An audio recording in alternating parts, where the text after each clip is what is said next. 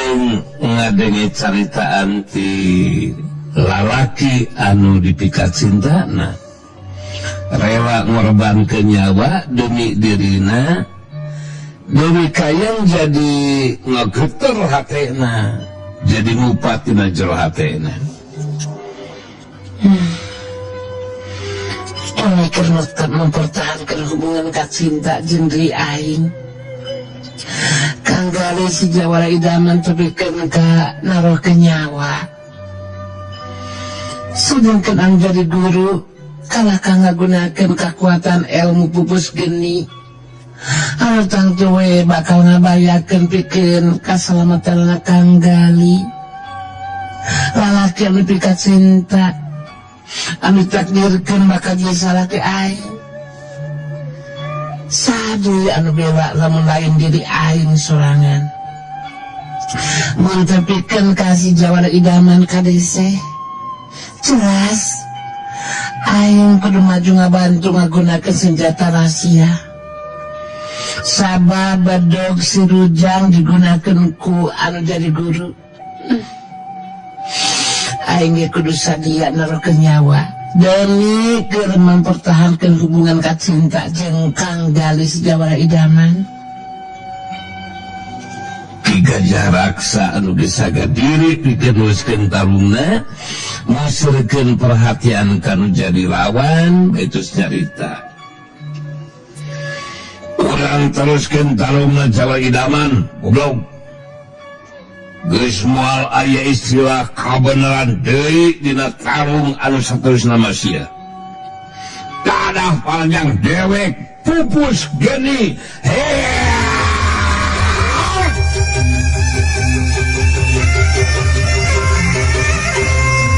Jorela culung Ki Gajah Raksa maju dina rajang. Ngarasa penasaran siga nama sabab senjata popongkol nu digunakeun ku Manggali si Jawara idaman mampu ngimbangan kekuatan panas anu ngalapis bedog si Rujang jeung kekuatan seuneu anu ngabuleun kana sakujur badanna Ki Gajah Raksa.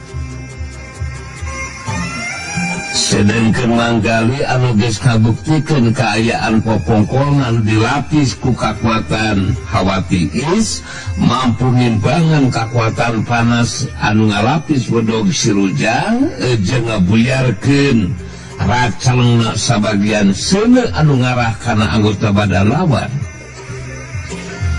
Ku cara muterkeun senjata popongkol di hareupeun badanna. Jadi ngarasa boga pengalaman waktu ningali Ki Gajah Raksa maju dina rajang, harita Manggali muterkeun di senjata popongkolna di hareupeun dadana ngajadikeun racana seuneu anu ngarah kana anggota badanna.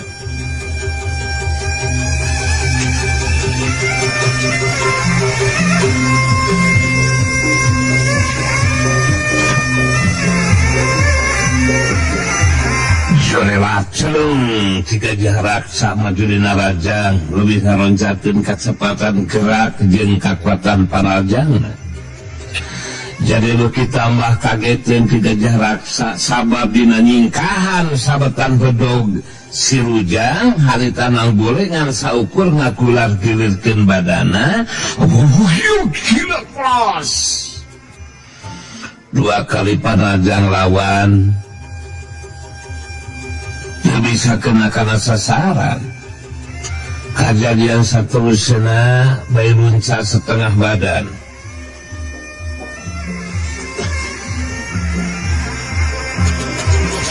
Nang bule leungeun katuhuna ngepret beungit uji lawan.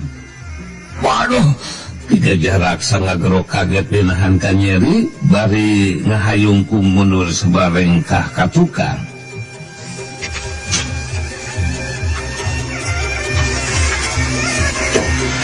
Gancang Ki Gajah Raksa ngajaga kaseimbangan badana saterusna mancukeun tangtunganana bari ngaturing hapanapasna merhatikeun kanang bule Ki Gajah Raksa ngomong di jero hatena edan aing geus kabeunangan dewe ku panajang Sinang Bule. Bener-bener di luar dugaan budak lalaki anu ngaran Sinang Bule. Aing jadi penasaran, aing kudu bisa ngabalas kasukeun panajang Kang Jilawan. Kudu ngagunakeun jurus pamungkas layang tigasan lawan kayak lima ku aing sia. Moal rasa gedeng digali sia. Sedengkeun Nang Bule harita tos nyarita deui. Kumaha tuh ya teh ke gajah duduk. Ngayonan muridna si Jawara Idaman teh neme dua geperakan kalaka dua kali kabenangan Panajang lawan. Mun waktu tarung jeung si Jawara Idaman guru abdi terus dinyakeun mah sigana nameku sagaperakan oge ke gajah tos rubungan doprak. Punten ya sanes ngagulkeun nu jadi guru abdi mah ke gajahnya. Ki Gajah Raksa geus teu ngahaminan kana caitaan Nang Bule, langsung ngawangun pasangan jurus pamungkas layang tigasan. Mangges wontong ngagulkeun terus si lain sia Nang Bule. Kalah kumaha oge si lain kudu dibuhkeun sia. Ada sia jurus layang tigasan.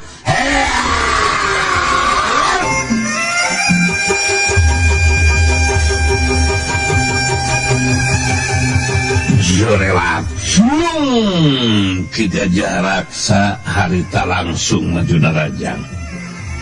Ngagunakeun jurus pamungkasna nyata jurus layang tigasan dibarengan ku kakuatan tenaga lapisan sapinuhna. Kakuatan panrajang Ki Gajah Raksa jadi beuki tambah garang. Karep hayang gancang bisa ngerubuhkeun nu Jilawan, tapi anu ditarajang lain budak samarangan da puguh geus ngawasa kemampuan ilmu silat tingkat tinggi atuh. Ilmu pangenteng badan Nang Bule jelas lebih punjul tibatan lawan. Tematak aneh mun sababaraha kali sabatan pejog si Rujang anu ngarah kana anggota badan Nang Bule taya nu bisa kena sakali-kali acan. Jelat pros. Ngajerelatna jirim Nang Bule cepet nakalan. Lebih cepat tibatan panarajang nu Jilawan. Kacepatan gerakanana lebih cepat batan sabetan bedog Serujang. Waktu panarajang anu katil kalina mangrupa sabetan bedog Serujang ngarah karena beheungna Nang Bule. Harita dina nyingkahan eta panarajang Nang Bule teu ngajoyel pindah tempat. Tapi ngagajeng kabelah katuhun badan lawan. Sameme Ki Gajah Raksa bisa nebak tindakan anu bakal dilakukeun ku anu Jilawan. Harita panarajang dengan katuhun Nang Bule geus ngubus nyusup di antara celah lolongkrang kosong lawan. Eta panarajang geus teu sempat disingkahan ku Ki Gajah Raksa. Perengen katuhun Nang Bule ngahantem kana dada lawan. Bus selusup saksuk jumlah dada. Jadah kemenangan dari aing si kurang ajar. Aduh.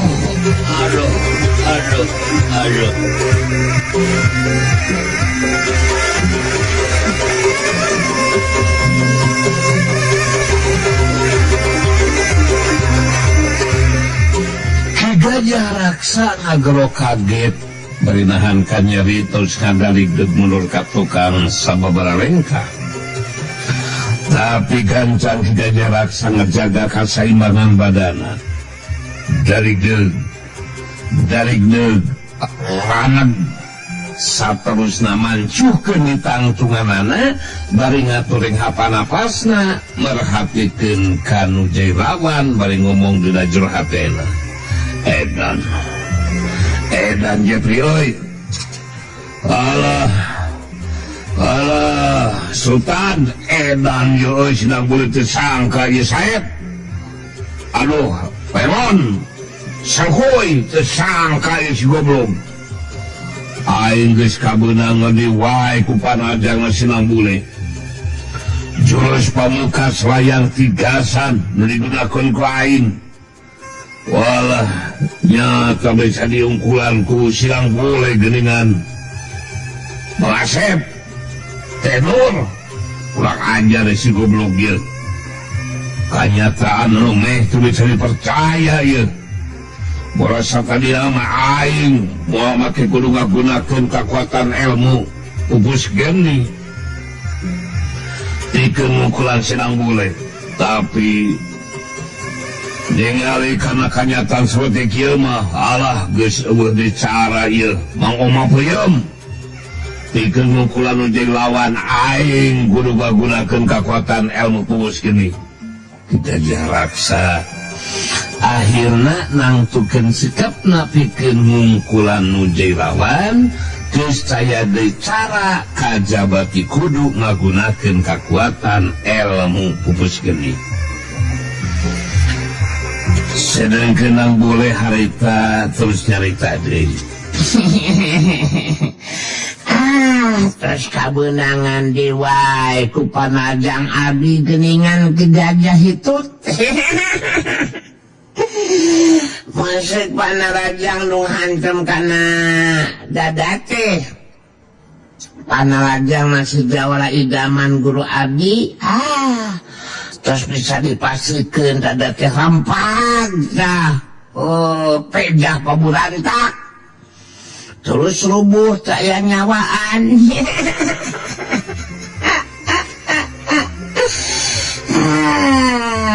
Barukan kumaha ya. Guru abdi teh atuh jago salam dunia teu aya bandinganana lintang timitisan. Bisa dipasikeun dada teh bakar rampag guru abdi mah. Terus subuh teh nyawaan. Punten ya, sanes omong abdi mah teh memang fakta gitu tah. Tapi abdi kungsi ngakian. Waktu guru abdi tarung ayunan lawan jago kolot anu ilmu silatna langkung hebat ti gajah lah. Sakali kabenangan ku paradang nasi Jawa idaman guru abdi. Langsung ngajengkang ngalayang ka tukang dina kayaan awakna paburisak. Tos terbiasa nyebat deui ki gajah. Terbiasa menyat deui. Punten sanes bade nyingseunnan abdi mah ngobrolkeun teh fakta abdi mah. Ki gajah raksa mureleng kana gule betus narita.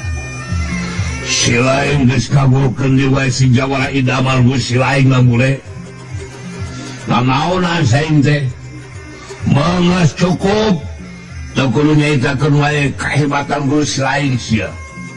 Anu jelas dewek bakal nuliskeun ieu tarung sarta ku dewek bakal dibuktikeun kekuatan ilmu simpanan dewek nulis sia. Nyata ilmu pupus geni ku kakuatan enta ilmu dewek boga kayakinan. Hei, nang boleh si lain moal mampu mibalanana sia. Anu matap dewek rek dari kesempatan ka si lain. Sameme tarung diteruskeun leuwih hades si lain ngaku kana kaunggan dewek deui. Jeung tiwatan si lain kudu ngarandapan acal binasa. Kabenangan ku kakuatan ilmu pupus geni deui sia. Sok aya wae si Oma Om gajah. Piraku abdi kedah ngaku kana kaunggulan lawan. Apanan dina kanyatana oge abdi terus 3 kali ngasupkeun panarajang kanu dilawan. Atuh eta mah sami sareng bohong sanes. ningali sikat jeung ngadenge caritaan Tinang Bule. Harita Bukit Pedah amarahna Ki Gajah Raksa. Langsung harita ngagunakeun kakuatan ilmu pupus geni. Saperti ke waktu kejadian Tarung jeung Manggali sejawara idaman. Sakujur badan Ki Gajah Raksa dipulen ku seuneu anu ngababala. Kitu deui bedog si Rujang jadi tu beda ti si Atah asak beuleum. Samu anu ngakempur hurung Ki Gajah Raksa ngumbar caitanana.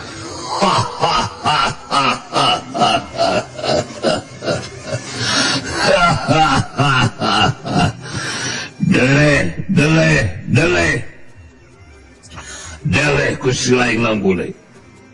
Kakuatan jeung kahebatan ilmu pupus geni anu digunakeun ku dewek. Salila dewek makalangan di dunia kajawalaan, di mana dewek geus ngagunakeun kakuatan ilmu, tacan aya jago atawa jawara anu tarung ngalawan dewek anu mampu ngimbangan kana kakuatan ilmu.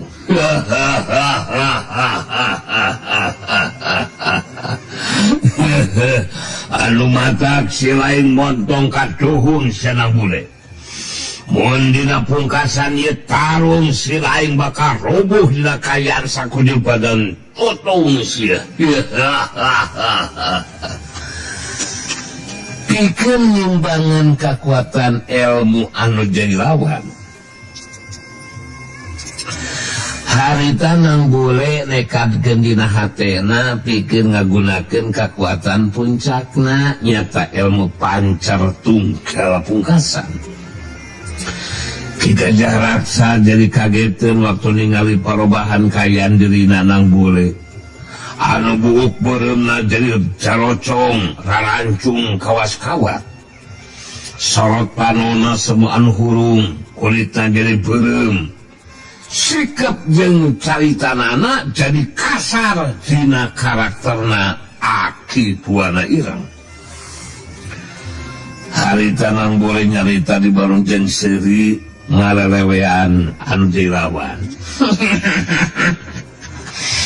Ya, kakuatan ilmu pupus geni yang digunakan ku maneh kuduna oge lain dipake ke tarung anjir, tapi kuduna dipake mantuan anu dagang sate ngaragancang asak. Ku cara kitu maneh bakal bisa bagi keuntungan jeung tukang satena Ki Gajah. Puguh we Bukit Pedah amarahna Ki Gajah Raksa. Ningali sikap jeung ngadenge caitaan Tinang Bule anu kalakah ngalelewean kana kakuatan ilmu pupus geni. Ki Gajah Raksa majuna rajang bari ngagaun handaruan. Ya, si lain benar-benar kurang ajar Nang Bule goblok. Ada sia kekuatan pupus geni.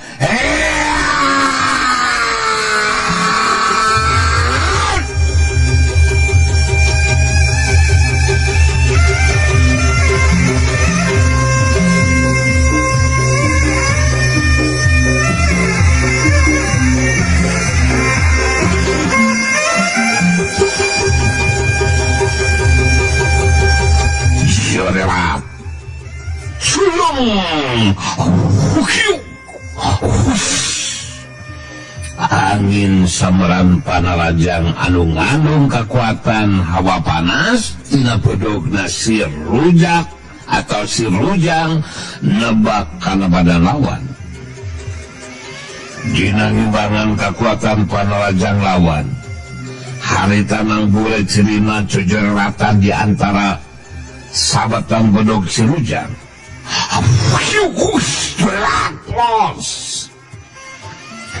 Anu ngagetkeun Ki Gajah Raksa mah waktu sabagian seuneu anu ngabulen karena sakujur badana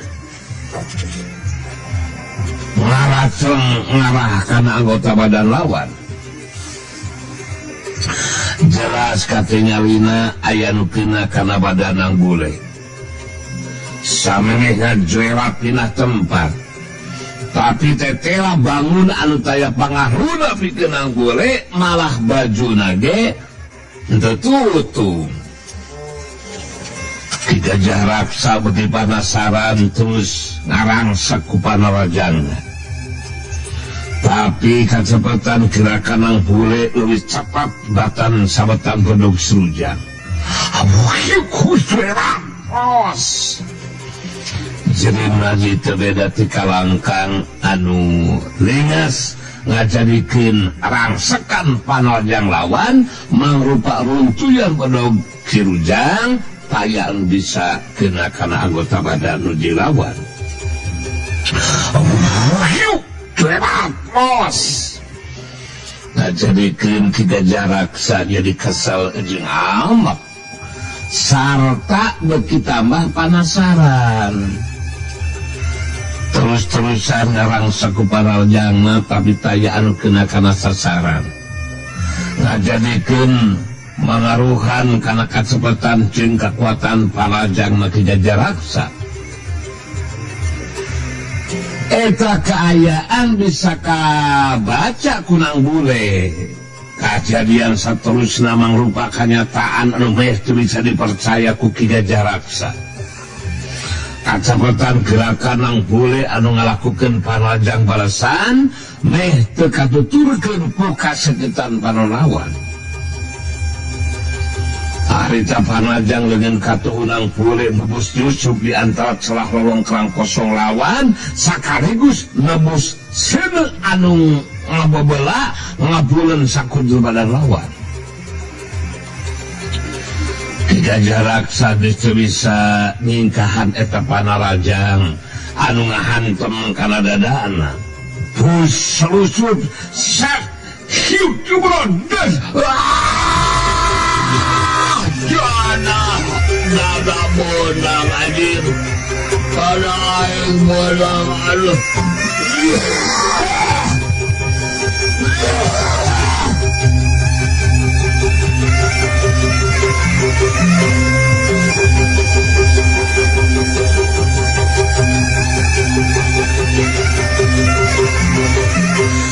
Ki Gajah Raksa ngegero kaget bari nahan kanyeri.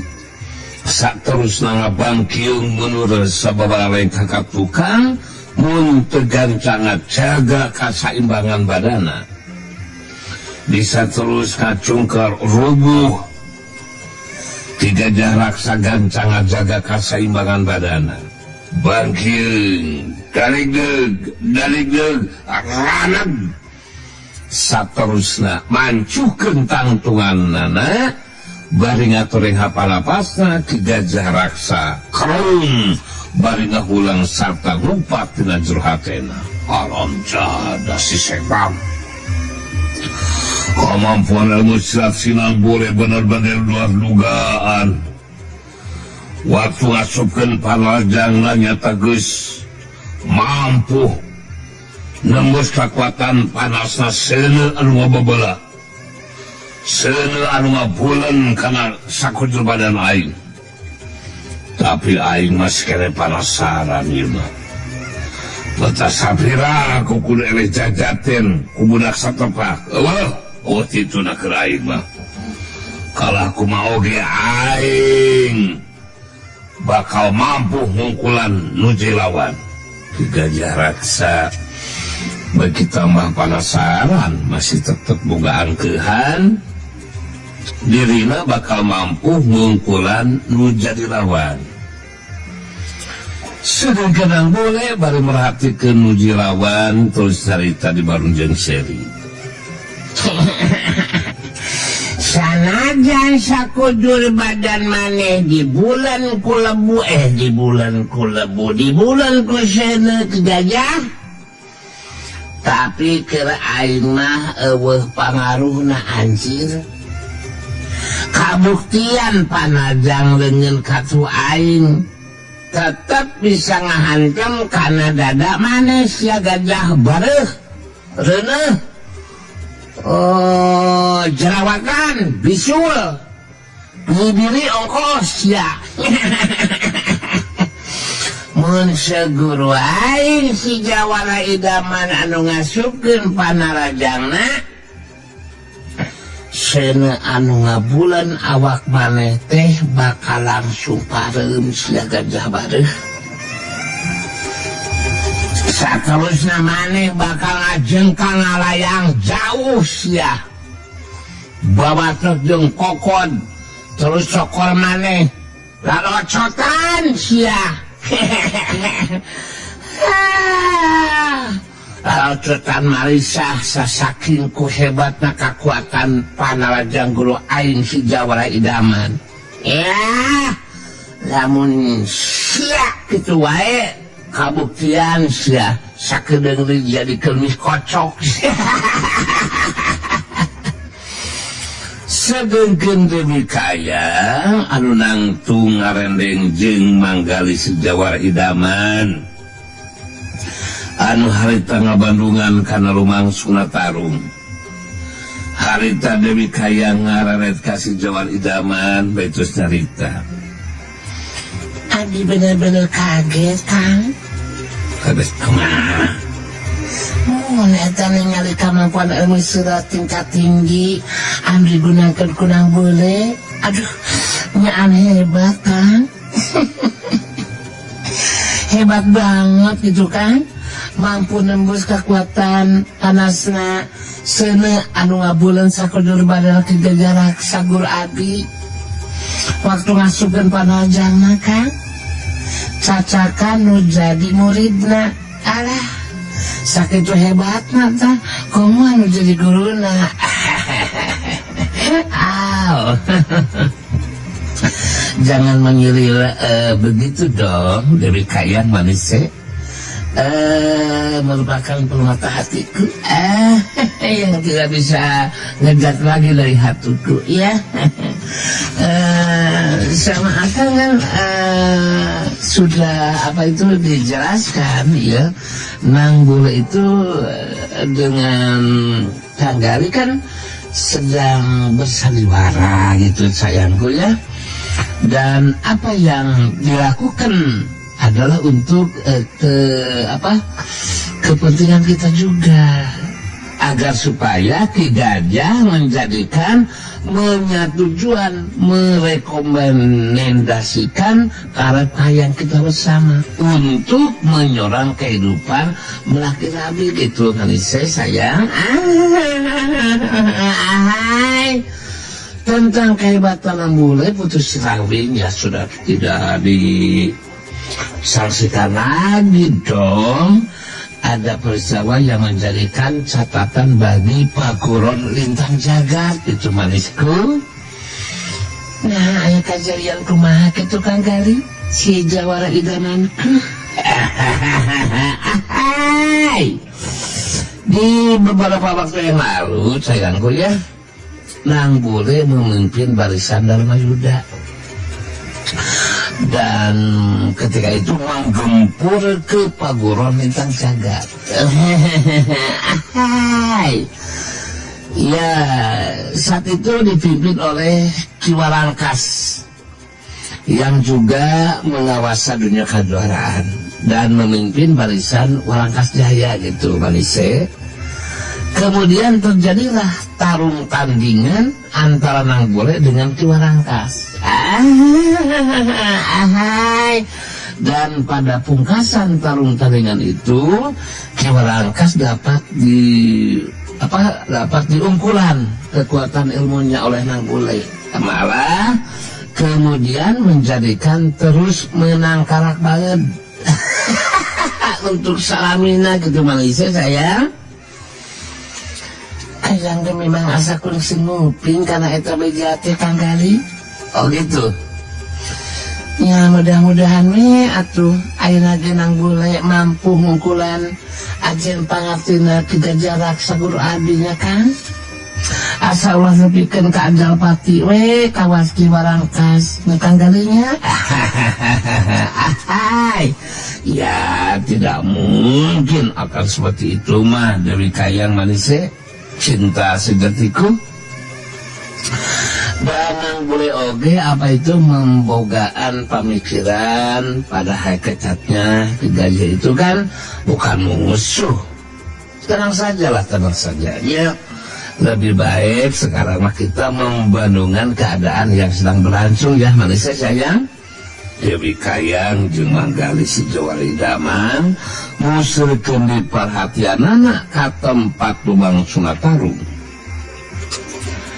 Ki Gajah Raksa disagadi diri pikeunuskeun tarungna. Sedengkeun Mang Bule nyerang ngareret ka Manggali si Jawari Daman ditus carita.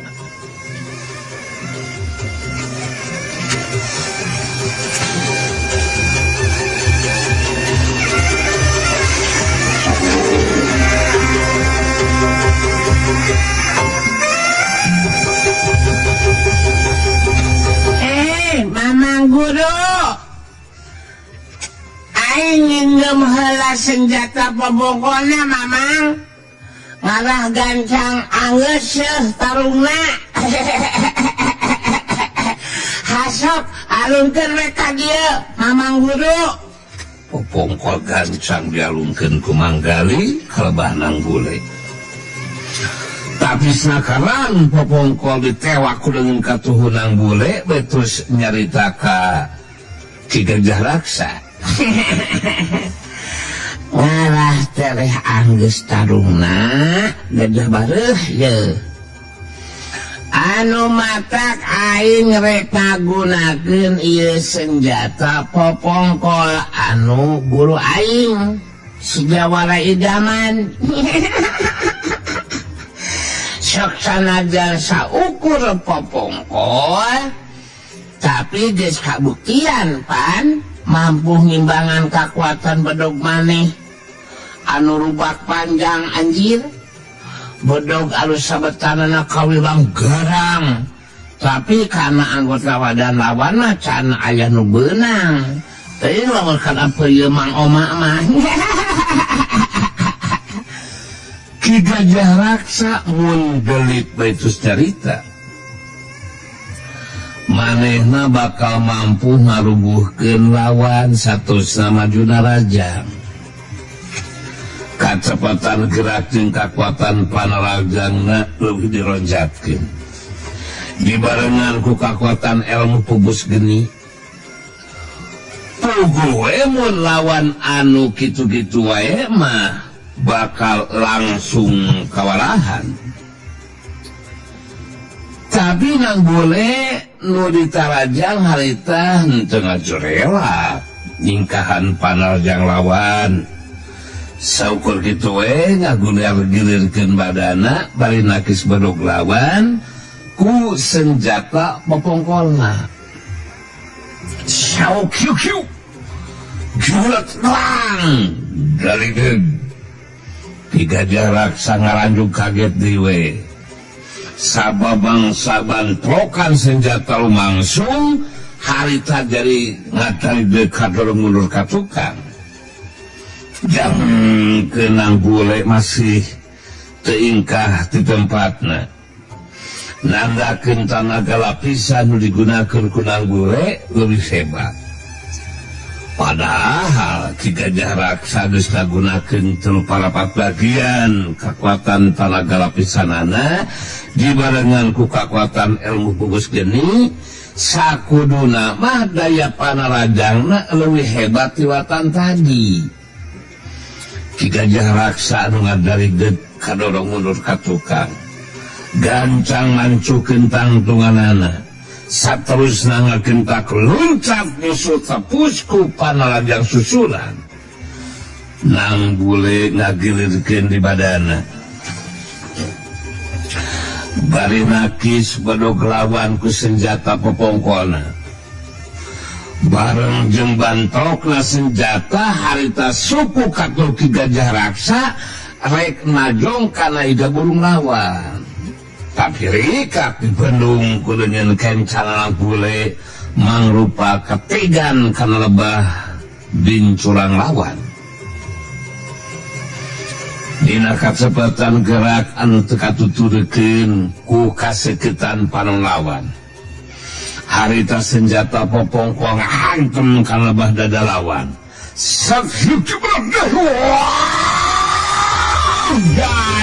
dadah aing benang deui dadah aing benang deui ku si goblok aduh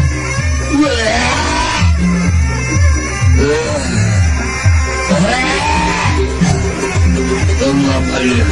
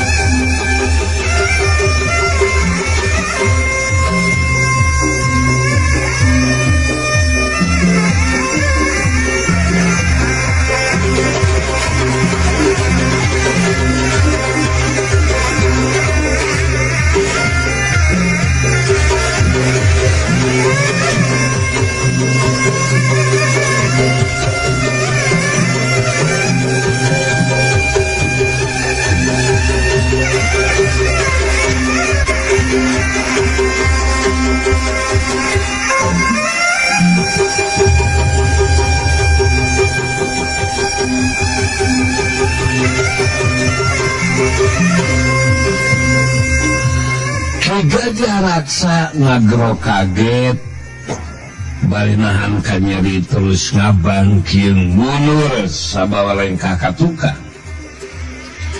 nang bule mancu dina tangtungan bitus carita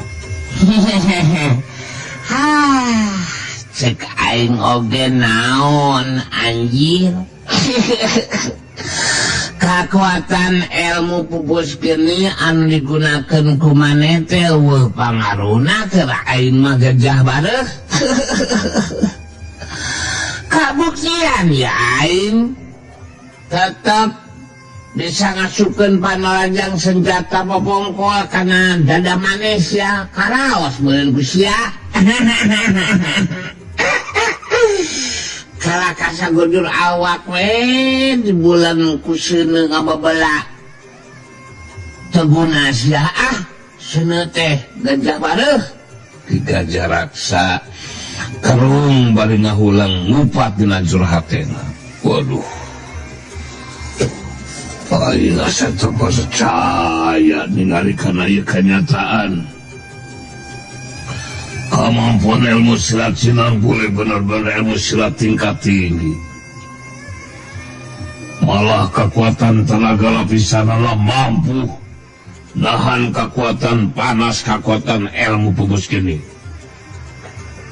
nah bakal mampu gitu kekuatan ilmu pupus geni ngungkulan acen pangartina Sinang Bule tapi aing can bisa narima karena ieu kenyataan aing masih gene ngarasa penasaran dina ieu tapi Ki Gajah Raksa masih tak can bisa narima karena eta kenyataan jadi masih kene ngarasa penasaran sababu nepikeun ka eleh jajakan kunang bule tangtu we bakal lagrag harga dirina jago kolot anu geus lama kalangan di dunia kajawaraan bisa diungkulan acen pangartina ku budak satepat ku budak kamari sore Ki Gajah Raksa akhirna nangtukeun sikapna pikeun ngagunakeun jurus pamungkas layang tigasan sarta ngagunakeun kekuatan tenaga lapisan anu sapinuhna kitu deui kekuatan ilmu pupus geni bakal digunakeun sapinuhna ningali Ki Gajah Raksa tatan sagadiri pikeun neruskeun tarungna harita Nang Bule terus nyarita deui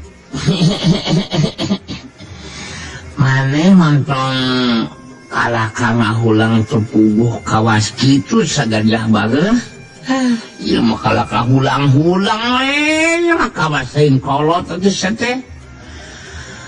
Mun sakirana maneh geus teu untupan neruskeun tarung. Leuwih hade cek aing maneh ngaku kana kaunggulan nu jadi lawan. Pen geus dinya salamet. Sakitu napas geus ngos-ngosan teh sia. Gajah bareuh. Lima kalakah nugdrog we nugdrog. Hayang naon lagi sia teh ha? Nugdrog teuing hartina maneh ngaku karena kehebatan kemampuan ajen pangarti si Jawara idaman guru aing geus kitu eureun nya. Salamet pan. Saterusna maneh nyumpunan janji nyata mere idin ka murid maneh Dewi Kayang jeung si Jawara idaman guru aing pikeun ngahiji ngalaki rabi pan. Hasok rek kumaha ketak kumaha ayeuna gajah bareuh sia gajah badigol. Gajah raksa mureleng kanang bule betus nyarita.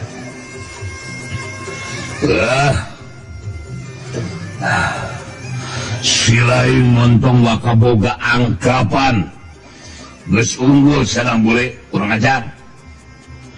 Dewek masih keneh mampu neruskeun tarung. Pikir bongkas lumakuna tarung. Dewek bakal ngagunakeun ilmu pupus keni dina kakuatan ilmu sapenuhna. Ku dewek bakal dipastikeun sahan wakakasan erjajaten dina ieu tarung. Oh.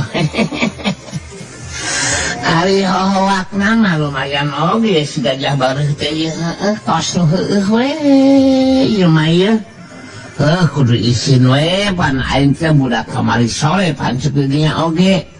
Manya bisa rubuh ku aing nu mata ketrukeun sagala papangabegug teh sia kaosain kolot wae setengerakeun. Sok di ladangan ku aing mah teu kalakah yang mah teh sagajah gajah badigul. Ngomong we ti poporose ieu mah ieu. Jelas mun aing tepikeun ka eleh ku maneh. Aing mah dek nganggo tumpang.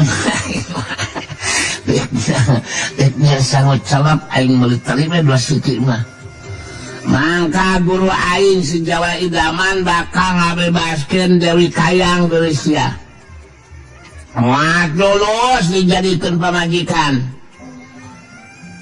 Tapi cek aing teh mun aing ereh kumaneh anjir. Tapi eta kanyataan teh eta kayaan teh moal bisa jadi kanyataan. Sabab